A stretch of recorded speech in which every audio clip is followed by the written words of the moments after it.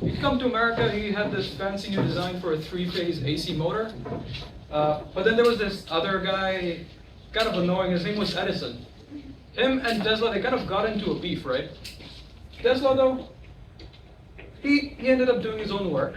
So this, what we have over here is called the Tesla Coil. And he ended up running a 200-foot version of it in Long Island. What it does is,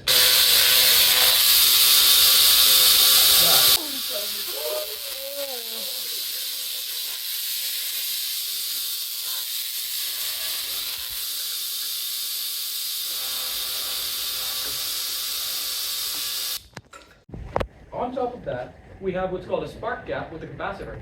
So, when the voltage builds up in the capacitor sufficiently so that the spark gap can discharge, that creates a sudden spike in the current, which means there is a large amount of change in the electric field, which creates a large amount of change in the magnetic field.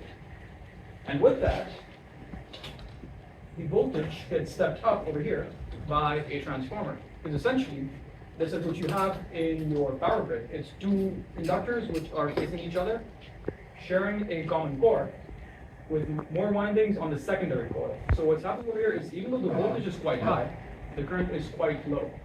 So in theory, I'm not saying you should do this, in theory, it's actually safe to touch, especially at higher frequencies, because of what's called the skin effect, in which the current just flows on top of your body and does not actually even come in contact with your heart.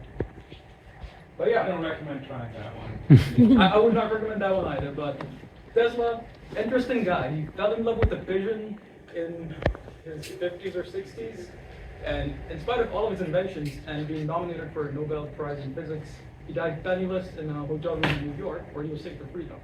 So that's pretty nice.